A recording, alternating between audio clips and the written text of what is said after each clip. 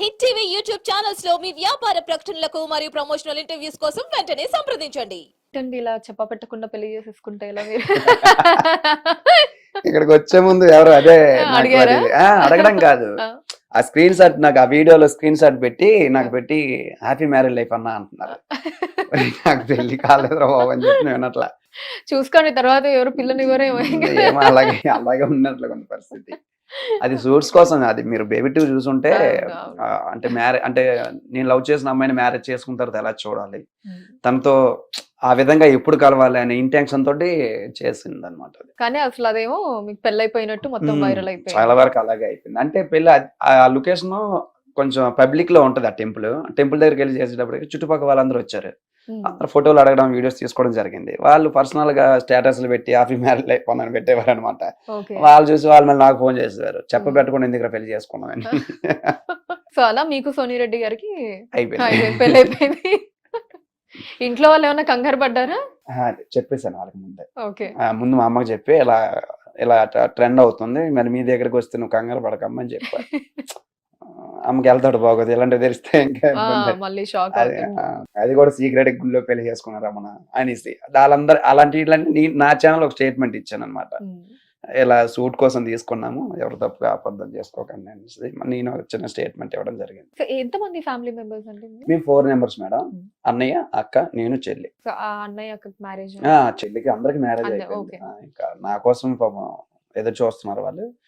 నాకు అంతకు ఇంట్రెస్ట్ లేకపోయినా ఫ్యామిలీ కోసం చేసుకోవాలనుకుంటున్నాను. Maximum next year. So marriage మీద ఇంట్రెస్ట్ లేదంటారు? అంటే ప్రెసెంట్ ఇప్పుడే కదా ఇంకా ఈ ఫీల్డ్ మీద కొంత గ్రిప్ దొరుకుతుంది. ఈ టైంలో ఎందుకులే అనిపిస్తుంది.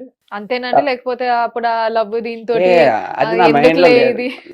అది మైండ్ లో లేదు, ఆ విషయం లేదు. కాకపోతే వాళ్ళ ఇంటెన్షన్ ఎలా ఉందంటే ముగ్గురికి పెళ్ళిళ్ళు అయిపోయి పిల్లల్ని చూసేసాము, వీడు ఒక్కడే ఉండిపోయాడు అనే బాధతో ఉన్నారనమాట. సో వాళ్ళ కోరిక కూడా తీర్చేస్తే హ్యాపీ. అంతే, ఎప్పటికైనా చేసుకోవాల్సిందే కదా. అదేదో వాళ్ళ కోసం 1 year 2 years ముందే చేసుకుందాం, ఏమైపోతుంది. సో అనుకుంటున్నారు అయితే గట్టిగా చేసుకుందాం.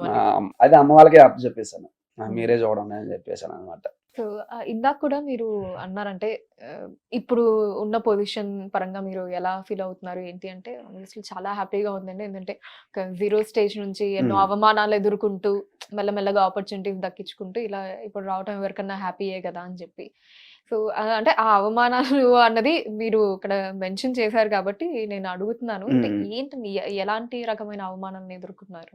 అవమానాలు అంటే ఈ ఫీల్డ్ కొంతమందికి నచ్చదు అనమాట. ఇప్పుడు ఆర్టిస్ట్ అనేటప్పుడు వేరే వాళ్ళతో డ్యాన్స్ చేసినంత మాత్రాన వాళ్ళతో ఎందుకు డ్యాన్స్లు, వీళ్ళతో ఎందుకు డ్యాన్స్లు అని ఆ డిస్కషన్ కూడా అయింది. షార్ట్ ఫిల్మ్స్ రమణ మనసులో రాధిక చేసేటప్పుడు నేను 0. అప్పుడు నాకు ఎంత పేరేం లేదు. ఆ టైంలో చేసేటప్పుడు ఆడి గాలికి తిరుగుతాడు, అలా దాంతో తిరుగుతాడు. ఇవన్నీ మన ఆతృత ఎలా ఉంటుంది, ఏదైనా మనకి ఇష్టమైన ఫీల్డ్ కాబట్టి ఏదో విధంగా ప్రూవ్ చేసుకోవాలని ఆ తపంతో మనం ఎన్నో బాధలు పడుతూ ఉంటాం. ఆ టైంలో డిస్కషన్ చేయడం, మన కోసం బ్యాడ్గా అనుకోవడం, ఇలాంటివి ఇంకేం లేదు. మనసుకు నచ్చిన అమ్మాయి నీకు జాబ్ లేదు, అది లేదు, ఇది లేదని చెప్పి విడిచిపెట్టి వెళ్ళడం, ఇంకా అంతే. ఇంకా చదువుకోవాలని ఇంట్రెస్ట్ ఉన్న తల్లిదండ్రులు చదివించలేని స్టేజ్, అవన్నీ కూడా ఫేస్ చేసుకుంటూ వచ్చేటప్పుడు చాలా బాధ అనిపించేది. ఎక్కడి దాకా చదివారు? 10th class వరకు. 10th వరకే. సో దాని తర్వాత నుంచి మళ్ళీ ఇంకేం లేదు, ఆపేసాను. తర్వాత జాబ్స్ లో ఇవే ఇంకా ఒక 1 year ఆవులు కూడా కాసాను అనమాట. 1 సంవత్సరం పాటు నాన్న కాసేవాడు. అవి ఒక నాన్నకి అప్పుడు ఆ టైంలో వేరే పనులు ఉంటే అది నేను చేసేవాడిని అనమాట. ఒక 1 year ఆవులు కాసిన తర్వాత ఇంకా ఎక్కడ ఉండడం కరెక్ట్ కాదు, మనం ఏదో ఒకటి నేర్చుకోవాలి, మెకానిక్ ఏదో సంథింగ్ అనేది. అప్పుడు అప్పుడు వెళ్ళిపోయాను అనమాట కంపెనీకి. ఆ కంపెనీ నుంచి అలా 2017 దాకా అదే వర్క్ చేశాను. సడన్ గా చెల్లికి మ్యారేజ్ ఫిక్స్ అయిన తర్వాత చెల్లికి మ్యారేజ్ చేయడానికి వచ్చి ఇంకా ఇలాగ ఎక్కడ ఉండిపోయాను అనమాట. సో ఓకే, ఇప్పటి వరకు మీరు చెప్పినవి ఓకే, బట్ యాక్టింగ్ పరంగా ఈ ప్రొఫెషన్ పరంగా మాట్లాడుకుంటే దీంట్లో కూడా ఈ గొంతు పరంగానో లేకపోతే నువ్వు యాక్టింగ్ ఏంటి ఇలాంటివి ఏమన్నా అన్నారు? అంటే చాలా ఆడదేం వాయిస్, లేకపోతే ఆడేం చేస్తాడు యాక్టింగ్, ఒకసారి నీ ముఖం అద్దంలో చూసుకోరా, ఇవన్నీ అంటుంటారు అనమాట. ఇవన్నీ కామనే. ఇది ఈ మాట అన్నారా? అవన్నీ అవన్నీ ఇప్పుడు ఈ బేబీ టూ కూడా ఎక్కడో ఒకటే 2 కామెంట్లు వచ్చాయి అన్నమాట. ఇవన్నీ కూడా అవన్నీ పట్టించుకుంటే ఇంక మనం ముందుకు వెళ్ళాం. నా ఇంటెన్షన్ ఒకటే, ఒక 10 బ్యాడ్ కామెంట్లు చూసేటప్పుడు వెనకాల ఉన్న 90 కామెంట్లు పాజిటివ్ చూస్తాను, ఆ 10 మర్చిపోతాను. అవన్నీ పట్టించుకున్నాను అనమాట. పట్టించుకొని ఉంటే అక్కడ స్టార్టింగ్ లోనే ఆగిపోవాలి కదా. ఒక మనిషి అంటుంటారు అనమాట, పళ్ళు చెట్టుకి రాలిసిస్తారు రాన్స్ అని. సో అది జనాలు ఇప్పుడు వాడు నెగిటివ్ కామెంట్ చేసిన అబ్బాయిదే కరెక్ట్ అనుకుంటే అలా నెగిటివ్ కామెంట్ చాలా ఉండాలి, పాజిటివ్ కామెంట్ తక్కువ ఉండాలి. పాజిటివ్ ఎక్కువ ఉన్న నెగిటివ్ ఉన్నాయంటే అది ఎవడో టార్గెట్ చేస్తూ చెప్పొచ్చు. ఒక అబ్బాయి ప్రతి వీడియోకి నెగిటివ్గా కామెంట్ చేస్తున్నాడంటే అది నెగిటివ్, వాడికి నేనంటే ఇష్టం లేకపోవచ్చు.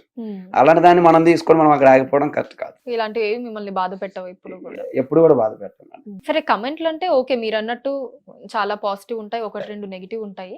కానీ ఇందాక మీరు అన్న మాటలు అలా మొహమ్మద్దంలో చూసుకోను నీ గొంతు ఇలాంటివి డైరెక్ట్ గా అంటున్నప్పుడు బాధ డైరెక్ట్ కాదు, అలా కామెంట్ రూపంలో, కామెంట్లు డైరెక్ట్ గా ఎవరు అనలేదు. ఓకే.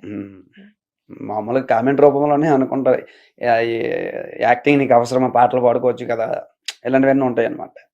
అది వాళ్ళ వేళ అనుకుంటారు, అవన్నీ మనం తీసుకోకూడదు అంతే. మనం ఏం చేయాలనుకున్నాము, ఏది సాధించాలనుకున్నాము, జనాలకు మనం ఏదైతే ప్రూవ్ చేసుకోవాలనుకున్నామో ఆ వేలోనే పోవాలి అంతే.